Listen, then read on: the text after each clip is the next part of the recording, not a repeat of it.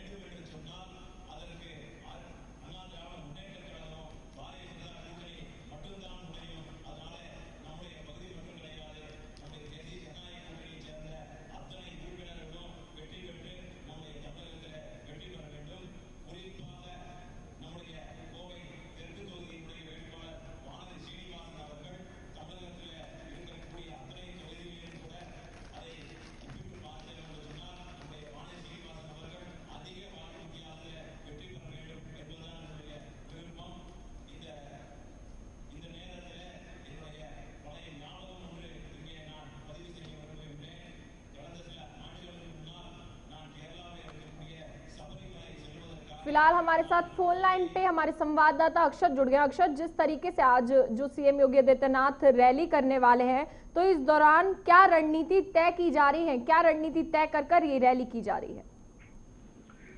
अब बिल्कुल पूजा, देखिए फिलहाल योगी आदित्यनाथ जो कि अब तक की बीजेपी के स्टार प्रचारक रहे हैं, उनको पश्चिम बंगाल की जिम्मेदारी दी गई थी कि वो ममता बनर्जी के राज्य में जाएंगे, टीएमसी के खिलाफ जो है अपना बीजेपी को रिप्रेजेंट करेंगे। लेकिन उनकी बढ़ती लोकप्रियता के बाद जिस तरह से सीएम योगी आदित्यनाथ को फिर असम की जिम्मेदारी दी गई, तमिलनाडु की जिम्मेदारी दी गई, अब उनको केरल की जिम्मेदारी दी गई है, तो कहीं ना कहीं ये साफ कर देता है कि सीएम योगी आदित्यनाथ एक फायर ब्रांड हिंदू नेता है और पूरे देश प्रदेश में उनकी काफी मांग है। वहीं आपको बता दूं कि आज सुबह सीएम योगी आदित्यनाथ अपने 8:45 पर विशेष विमान द्वारा तमिलनाडु पहुंचे थे, जिसके बाद उन्होंने 10:44 पर पलियमकुलम में बाइक रैली को संबोधित किया था, बाइक रैली को हरी झंडी दी थी। इसके बाद 12:45 पर वो थेरनीलाई थेडल में जनसभा को संबोधित उन्होंने किया था। उसके बाद वो वहां से मदुराई एयरपोर्ट के लिए रवाना हो चुके हैं। अब आपको बता दूं कि 3:45 पर उनकी विरुद्धनगर में दूसरी जनसभा है। उसके बाद वो शाम को 5:45 पर मंडपम हेलीपैड पहुंचकर उतरेंगे, फिर वहीं रामेश्वरम में रात्रि विश्राम करेंगे, जिसके बाद कल फिर 1 तारीख को उनकी केरल की जो यात्रा है वो शुरू होगी, जहां पे वो फिर से जनसभाओं को संबोधित करेंगे, रैली में शिरकत करेंगे। तो कहीं ना कहीं जिस तरह सीएम योगी आदित्यनाथ की जो ये रैली है, इस रैली से बीजेपी को कितना फायदा मिल सकता है? अब बिल्कुल पूछा, देखिए क्योंकि सीएम अगर योगी आदित्यनाथ की बात करें तो वो सीएम बनने से पहले भी एक फायर ब्रांड हिंदू नेता के तौर पर जाने जाते थे। वो हमेशा से अपने हिंदुत्ववादी जो उनका चेहरा रहा है, अपने जो उनके कड़क आदेश रहे हैं कि अपने आदेशों पे निर्देशों के वो पालन करवाते हैं, साथ ही उनका चर्चित चेहरा है। तो कहीं ना कहीं इसका फायदा पूरा बीजेपी को मिलेगा, क्योंकि दक्षिण में अगर देखें तो जहाँ पे कांग्रेस है, सीपीएम है और टीएमसी है, जो तमाम कई वहाँ के क्षेत्रीय पार्टी वो वहाँ पे बुरी तरह से हावी है। तो बीजेपी को अगर वहाँ पे सीट निकालनी है तो जाहिर सी बात है कि बीजेपी को एक हिंदुत्ववादी चेहरा वहां पर लेके जाना पड़ेगा, जो कि योगी आदित्यनाथ हैं। पूजा, यानी जिस तरीके से चेहरे अब लगातार उतर कर रैली में अपना काम कर रहे हैं, तो जनता ये मान सकते हैं कि जनता चेहरों से ज्यादा इंप्रेस हो रही है। अब बिल्कुल पूजा, देखिए इससे पहले अगर हम उत्तर प्रदेश के चुनाव की बात करें तो उत्तर प्रदेश में भी यही देखने को मिला था कि जब पीएम मोदी अपने संसदीय क्षेत्र वाराणसी आए थे, उसके बाद जो पूर्वांचल कहलाता है, पूर्वांचल में खास तौर पर अगर बात की जाए तो वहाँ समाजवादी पार्टी समेत अन्य राजनीतिक दलों का मजबूत गढ़ माना जाता था। लेकिन जिस तरह से सीएम योगी आदित्यनाथ को प्रचार के लिए लगाया गया, जो पूरी उनकी जो उनके निर्देश में बनी जो टीम थी, उसने जिस तरह से प्रचार प्रसार किया, उसके बाद कहीं ना कहीं पूर्वांचल से बीजेपी को अच्छा खासा वोट बैंक देखने को मिला था, जिसके चलते बीजेपी ने उत्तर प्रदेश में सरकार बनाई थी। तो अब उसी रणनीति को अपनाते हुए केंद्र की जो मोदी सरकार है वो बीजेपी को अन्य राज्यों में भी चुनाव पर उतार रही है, क्योंकि वो ये बात अच्छे से जानते हैं कि योगी आदित्यनाथ सिर्फ एक प्रदेश के मुख्यमंत्री नहीं है, वो अब देश के जो एक चेहरा बन चुके हैं। क्योंकि उनको जो अब आदमी, जो आम जनता उनको जानता है, वो हिंदू फायरब्रांड नेता के तौर पर जानता है। तो उनको चेहरे को भुलाने की कोशिश बीजेपी जो पूरी तरह से कर रही है, तो कहीं ना कहीं इसका फायदा देखने को आने वाले विधानसभा चुनाव के रिजल्ट जो कि 2 मई को आएंगे उनमें देखने को जरूर मिलेगा। धन्यवाद अक्षत, हमें तमाम जानकारी देने के लिए। फिलहाल आगे बढ़ते हैं और दूसरी खबर आपको बताते हैं। दरअसल कल यूपी के नवनियुक्त पदाधिकारियों की बैठक होने वाली है और दिल्ली में कांग्रेस महासचिव प्रियंका गांधी ये बैठक लेंगे। आपको बता दें कि पंचायत चुनाव, विधानसभा चुनाव पर बनेगी रणनीति इस बैठक के दौरान। यानी यूपी कांग्रेस अध्यक्ष अजय कुमार लल्लू भी इस बैठक में मौजूद रहेंगे। फिलहाल और नेता भी इस बैठक में मौजूद रहेंगे, लेकिन यूपी कांग्रेस अध्यक्ष अजय कुमार लल्लू इस बैठक में मौजूद रहेंगे। यानी अगली खबर हम आपको बता रहे हैं कि कल यूपी के नवनियुक्त पदाधिकारी की बैठक होगी। फिलहाल हमारे साथ अमित श्रीवास्तव इस मुद्दे को लेकर फोन लाइन पर जुड़ गए हैं। अमित, बैठक में चुनावों को लेकर क्या रणनीति बनाई जा सकती है? बिल्कुल गुजरात के चुनाव को लेकर तैयारी है। कांग्रेस ने एकदम पूर्ण रूप से एकदम अमली जामा पहनाने में लगी हुई है। लगातार प्रियंका गांधी जो है लगातार रैलियां कर रही है, रोड शो कर रही है। अभी नागरिकों के लेकर उन्होंने एक अधिकार यात्रा की थी। तो वो साफ तौर पर है कि जो यूपी कांग्रेस, यूपी की जो महासचिव है प्रियंका गांधी, वो किसी भी हद कोई भी कोर कसर नहीं छोड़ना चाहती है। इसीलिए ये पूरी बैठक बुलाई गई जिसमें यूपी मेन फोकस होगा। उसके अलावा और जो राज्य है वहाँ पे भी जो चुनाव हो रहे हैं उसको लेकर पूरी रणनीति चुनाव एक ऐसा चुनाव होता है जो गांव की राजनीति की दिशा करता है। क्योंकि कांग्रेस अपनी जो यूपी में बात की जाए तो यूपी में अपनी जमीन खो चुकी है। उस खोई जमीन को वापस पाने के लिए तो पुरजोर कोशिश कर रही है, रात दिन मेहनत कर रही है। इसी का यही नतीजा है कि ये जो बैठक होने जा रही है वो इसी के तहत ही होगी, क्योंकि यूपी बहुत महत्वपूर्ण होगा और गांव की राजनीति भी देश की राजनीति की दिशा बनाती है। तो इसीलिए पूरे प्रयास है कांग्रेस महासचिव का कि हम अपनी बात चुनाव में एक अच्छा प्रदर्शन करें। जी अमित, इस बैठक में अजय कुमार लल्लू का जैसे नाम सामने आया है कि वो उस बैठक में मौजूद रहेंगे, तो क्या इसके अलावा और कोई नेता के नाम इस बैठक के लिए सामने आए हैं? तो बिल्कुल, जो और भी पदाधिकारी हैं, तिवारी हो गए, लल्लू हो गए, मोना हो गई, जो विधायक हैं, इस तरह से और भी काफी जो बड़े नाम है जो यूपी में राजनीति में जो सक्रिय हैं, इनका नाम रखा जाता है। तो उन सभी लोगों को एक बैठक में मौजूद रहेंगे और यहाँ पे इस लेकर एक पूरी चर्चा रहेगी, क्योंकि आने जो चुनाव होने हैं उसको लेकर पूरी रणनीति तय होनी है। इसी के लेकर पूरी बैठक की जा रही है। जी, यानी कह सकते हैं जो नवनियुक्त पदाधिकारियों की बैठक होने वाली है ये पंचायत चुनाव और विधानसभा चुनाव को लेकर ही की जाएगी और इसी पर रणनीति तय की जाएगी इस बैठक में। जो बिल्कुल, जो पंचायत चुनाव, जो विधानसभा चुनाव 2022 में होना है यूपी में, उसी के लेकर पूरी रणनीति के तहत ये पूरा काम हो रहा है और इसी के तहत ये पूरी पुरजोर कोशिश की जा रही है महासचिव प्रियंका गांधी की तरफ से। और इसी का नतीजा है कि यूपी के जो प्रदेश अध्यक्ष हैं उनको मुख्य रूप से बुलाया गया, क्योंकि वो जमीन के नेता माने जाते हैं और जो लोग हैं उनसे काफी ज्यादा जुड़े हुए हैं और एक अच्छे लीडर के तौर पर उनके कांग्रेस में उनकी पहचान है। तो इसलिए उनको भी रखा गया। उसके अलावा और भी जो लोग हैं उन सभी को वहाँ पर बुलाया गया है। जी, बहुत बहुत शुक्रिया अमित आपका तमाम जानकारी देने के लिए। फिलहाल आगे बढ़ते हैं, बात लखनऊ की करेंगे। दरअसल पंचायत चुनाव को लेकर प्रेक्षकों की तैनाती होगी और आपको बता दें कि सचिव से लेकर एसीएस स्तर के अफसरों की तैनाती होगी। इस दौरान व्यवस्थाओं को अंतिम रूप देने में जुटा चुनाव आयोग। आपको बता दें कि आयोग ने वरिष्ठ आईएएस अफसरों की तलब की सूची की है और नोडल अफसरों को प्रेक्षक नियुक्त करने की तैयारी भी शुरू कर दी गई है। तो आपको अगली खबर हम आपको बता रहे हैं, इस वक्त की बड़ी खबर कि लखनऊ में पंचायत चुनाव को लेकर प्रेक्षकों की तैनाती होगी और सचिव से लेकर एसीएस स्तर के अफसर इस तैनाती पर मौजूद होंगे, यानी कि व्यवस्थाओं को अंतिम रूप देने में अब आयोग जुट गया है। आयोग ने, आपको ये भी बता दें कि आयोग ने वरिष्ठ आईएएस अफसरों की तलब की सूची की है और नोडल अफसरों को प्रेक्षक नियुक्त करने की तैयारी भी कर दी है। यानी कि पंचायत में लखनऊ में माफ कीजिएगा, लखनऊ में जिस तरीके से पंचायत चुनाव को लेकर प्रेक्षकों की तैनाती की जा रही है, तो अब कह सकते हैं कि सचिव से लेकर एसीएस स्तर के अफसरों को तैनाती होगी। फिलहाल अंकुश हमारे साथ लाइव जुड़ गए। अंकुश, जिस तरीके से पंचायत चुनाव को लेकर बात की जा रही है, तो क्या तैयारियां की जा रही हैं पंचायत चुनाव को लेकर? देखिए, पंचायत चुनाव को लेकर के एक तो समय बहुत कम रह गया है। उत्तर प्रदेश के अंदर पंचायत चुनाव को संपन्न कराना है और राज्य निर्वाचन आयोग इसको लेकर के तैयारियों को और जोर कर दिया है। और इसके चलते जो है जो नोडल अफसर उत्तर प्रदेश के 75 जिलों में तैनात हैं पहले से, उन्हीं को जो है प्रेक्षक बनाने को लेकर जो है राज्य निर्वाचन आयोग ने वरिष्ठ आईएएस अफसरों की जो है सूची मांगी है नियुक्ति एवं कार्मिक विभाग से, यानी शासन से जो है वरिष्ठ आईएएस अफसरों की सूची मांगी गई है, जिसमें से आपको बता दें कि प्रमुख सचिव, अपर मुख्य सचिव, सचिव स्तर के जो है आईएएस अफसर शामिल होंगे।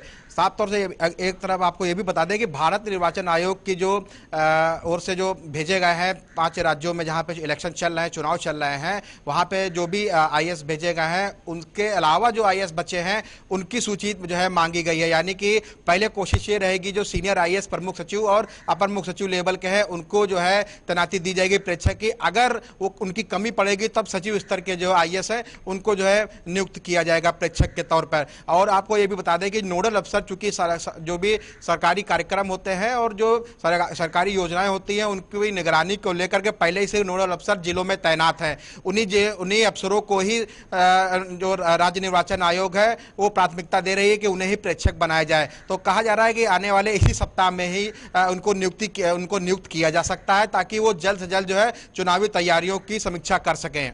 सरकार के फैसलों की बात की जाए तो सरकार क्या कोई और खास फैसले ले रही है इस दौरान? देखिए पूजा, पंचायत चुनाव में अब समय रह नहीं गया है। खास तौर से फोकस इस पर है राज्य निर्वाचन आयोग का, क्योंकि जो पहले से ही जिलों में यूपी के 75 जिलों में नोडल अफसर पहले से तैनात है, वो भी आईएएस अफसर, सीनियर अफसर हैं, तो उन्हीं को जो है तैनात करने को लेकर के जो है राज्य निर्वाचन आयोग ने एक सूची तो मांगी है। साथ ही उस प्राथमिकता भी वही रहेगी कि उन्हीं को ही प्रेक्षक बनाया जाए, ताकि क्योंकि पहले से ही वो नोडल अफसर क्षेत्र में तैनात हैं, वो भली भांति उस क्षेत्र को जानते हैं, समझते हैं किससे कैसे काम लेना है और कैसे कुशलता पूर्वक चुनाव को संपन्न कराना है। इसको लेकर के राज्य निर्वाचन आयोग ने सूची मांगी है सूचना एवं नियुक्ति एवं कार्मिक विभाग से। तमाम जानकारी देने के लिए फिलहाल आगे बढ़ते हैं और बात अब अगली खबर की करेंगे। दरअसल लखीमपुर खीरी की एक खबर है। लखीमपुर खीरी में दुधवा नेशनल पार्क के प्रशासन ने कतरनिया घाट के बाघों की ब्राडिंग करने का फैसला लिया है। आपको बता दें, जिससे अब कतरनिया घाट वन्य जीव विहार में बाघों का रुतबा और बढ़ जाएगा। किशनपुर सेंचुरी के बाद सबसे ज्यादा 29 बाघ कतरनिया घाट में हैं और केंद्रीय मंत्री प्रकाश जावड़ेकर ने भी ट्वीट कर तारीफ करते हुए कहा था कि कतरनिया में रोज बाघ दिखाई दे रहे हैं। फिलहाल अब इससे यहां के पर्यटन को भी बढ़ावा मिलेगा।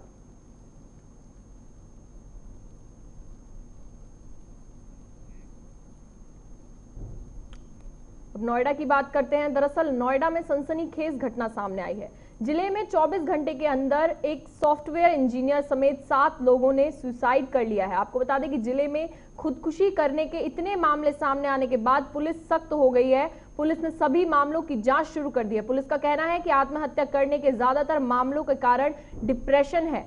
यानी आपको ये भी बता दें कि पुलिस ने बताया है कि थाना सेक्टर क्षेत्र में स्थित अजनारा हेरिटेज सोसाइटी में रहने वाले सॉफ्टवेयर इंजीनियर ने अपने घर पर पंखे से फंदा लगाकर आत्महत्या कर ली। और उन्होंने ये भी बताया कि खान गुरुग्राम स्थित एक कंपनी में काम करते थे और उन्होंने अपनी कंपनी के लिए कोई प्रोजेक्ट तैयार किया था जो रिजेक्ट हो गया था। इस वजह से वो मानसिक तनाव में थे।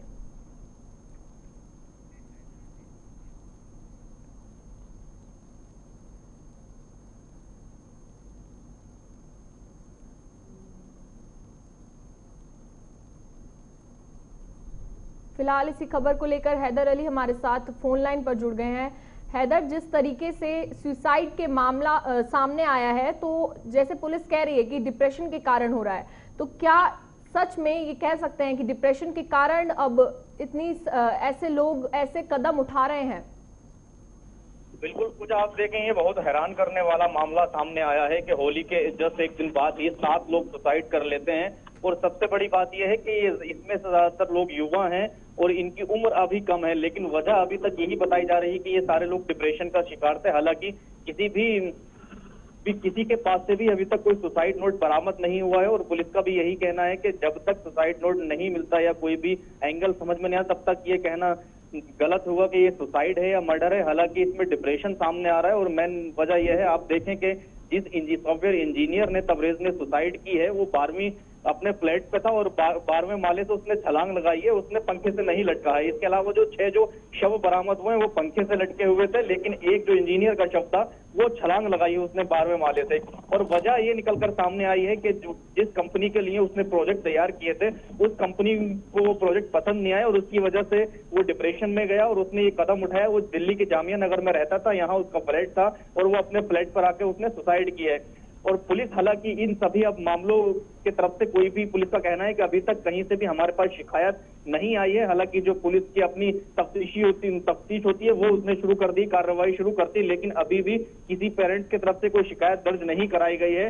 अगर हम ज्वाइंट सीपी लव कुमार की माने तो उन्होंने भी साफ कहा है कि हम अगर इसमें कोई भी दूसरा एंगल होता हम उसकी जांच करेंगे, लेकिन उन्होंने भी एक मैसेज युवाओं को देने की कोशिश की है कि युवा इस तरह की गलती ना करें, क्योंकि कम उम्र में डिप्रेशन में चले जाना। और सबसे बड़ी बात यह है, इसकी एक वजह यह भी बताई जाती है पूजा, कि आजकल जो लोग इंटरनेट सर्फिंग करते हैं या जो इंटरनेट से या सोशल साइट से इतना इमोशनली कनेक्ट हो जाते हैं कि वो फिर एकांत पड़ जाते हैं, इकले पड़ जाते हैं, घर वालों से दूर हो जाते हैं और उनकी लाइफ में टर्निंग पॉइंट एक ऐसा आ जाता है कि उनको सुसाइड कमिट करना पड़ जाता है। तो कहीं ना कहीं कोरोना के बाद से अगर गौतम बुद्ध नगर में हम देखें तो पिछले 1 साल में 500 से ज्यादा लोगों ने यहाँ सुसाइड किए और उसमें ज्यादातर युवा बताए जा रहे हैं। तो आप अंदाजा लगा सकते हैं कि देश के साथ साथ गौतम बुद्ध नगर में भी बड़ी संख्या में युवाओं ने पिछले 1 साल में सुसाइड किए। पूजा, शुक्रिया हैदर हमें तमाम जानकारी देने के लिए। फिलहाल छत्तीसगढ़ के सीएम भूपेश बघेल क्या कुछ कह रहे हैं, चलिए सुनते हैं।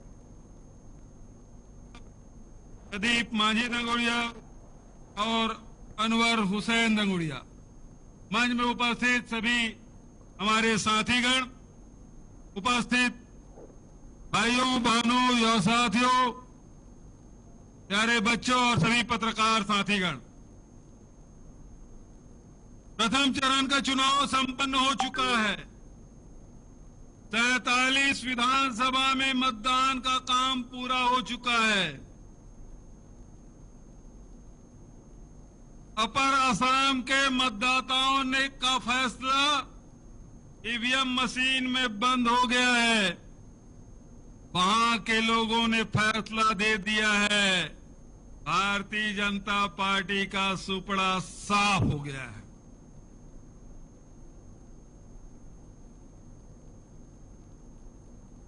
अब आपकी बारी है, परसों मतदान होना है और आपकी उपस्थिति मैं जहां तक देख रहा हूं पूरे यहां आदमी ही आदमी दिखाई दे रहे हैं, माताएं बहनें नौजवान साथी दिखाई दे रहे हैं। आपकी उपस्थिति बता रही है ये सीट एक तरफा जीतने वाले हैं। आदरणीय साथियों, ये चुनाव आसाम की अस्मिता का है। ये चुनाव आपकी पहचान बचाने की है, आसाम की संस्कृति बचाने की है। और ये लड़ाई न मेरी है न मंच में बैठे हुए लोगों की है, ये लड़ाई आप सबकी है कि नहीं? तो लड़ाई लड़ेंगे, तैयार है? मेरे साथ एक बार जोरदार कहेंगे, मैं कहूंगा लड़ेंगे, आप कहेंगे जीतेंगे। लड़ेंगे, लड़ेंगे। आदरणीय साथियों, 5 साल पहले ये लोग आए थे, भारतीय जनता पार्टी के लोग और उसके नेता, प्रधानमंत्री जी ने कहा था आसाम का आनंद सर्वानंद, लेकिन आसाम में आनंद नहीं आया, सर्वानंद तो आ गया, लेकिन आनंद कुछ लोगों को मिला। वो कौन लोग थे? आसाम में सर्वानंद सिंडिकेट को आनंद, आसाम में सर्वानंद सुपारी सिंडिकेट को आनंद, आसाम में आनंद दारू सिंडिकेट को आनंद, आसाम में सर्वानंद कोयला सिंडिकेट को आनंद, आसाम में सर्वानंद गौ तस्करों को के सिंडिकेट को आनंद। उनको खूब मजा आया। ये लोग बहुत बात करते हैं कि कांग्रेस ने 70 साल में क्या किया। मैं बहुत बड़ी बात नहीं कहूंगा साथियों, लेकिन एक बात कहना चाहता हूं। ये भारतीय जनता पार्टी के नेता जिस हॉस्पिटल में पैदा हुए वो कांग्रेस की सरकार ने बनाई थी। ये जिस स्कूल और कॉलेज में पढ़े हैं वो कांग्रेस की सरकार ने बनाई है। जिन सड़कों पे चलते हैं वो कांग्रेस की सरकार ने बनाई है। तो ये आपने सुना छत्तीसगढ़ के सीएम भूपेश बघेल को, जिन्होंने इस दौरान चुनाव को लेकर बात करी कि बंगाल में जिस तरीके से चुनाव चल रहे हैं और अब ईवीएम मशीन को अब जो बंद कर दिया गया है, तो उन्होंने कहा कि बीजेपी का सुपड़ा साफ हो गया है।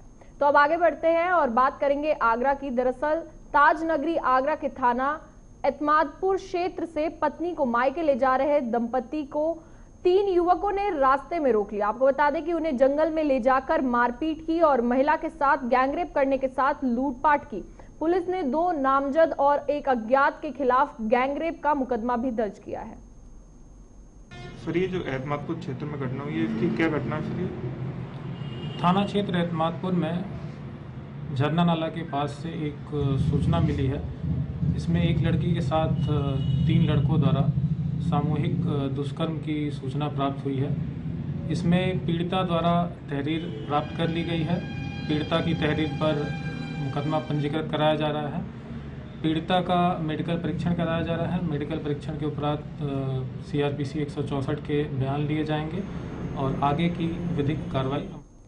फिलहाल अब बात रामपुर की करेंगे। दरअसल रामपुर के मिल्क थाना क्षेत्र में कर्ज से परेशान एक शख्स के आत्महत्या करने का मामला सामने आया है। पुलिस को मौके से एक सुसाइड नोट भी मिला है, जिसमें आत्महत्या के कारणों का जिक्र किया गया है। बताया जा रहा है कि मृतक ने कर्ज लिया था, जिसका ब्याज लगातार बढ़ता जा रहा था और कर्ज चुका ना पाने के चलते वो बेहद परेशान था, जिसके चलते उसने ये आत्महत्या जैसा कदम उठाया।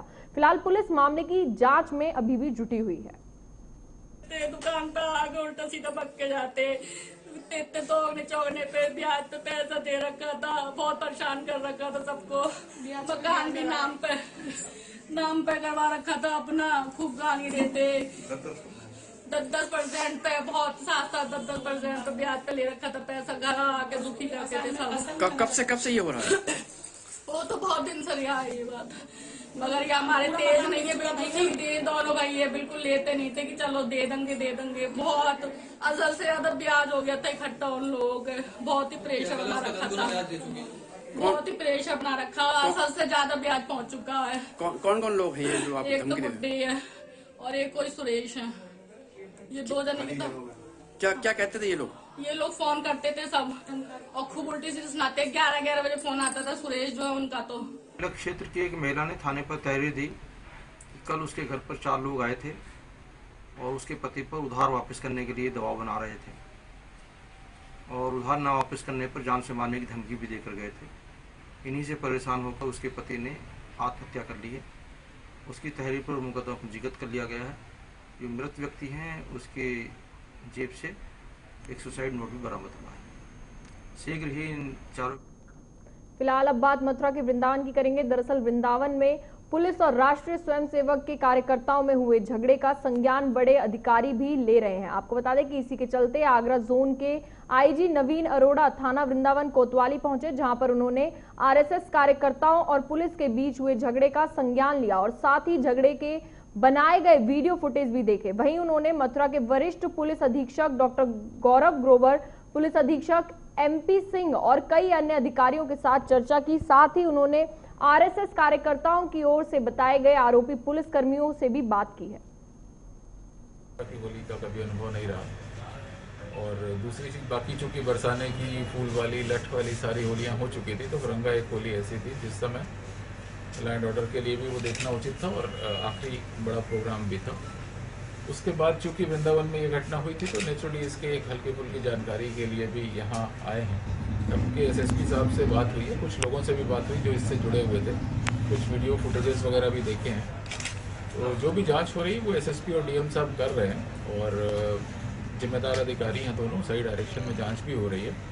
और इसके अलावा जितनी भी एफआईआर हुई है उसमें भी जो विवेचनात्मक प्रगति होगी वो दोनों ही अधिकारी तय कर रहे हैं। खासतौर पर एसएसपी साहब का कंप्लीट सुपरविजन है, तो अभी जिले की कार्रवाई।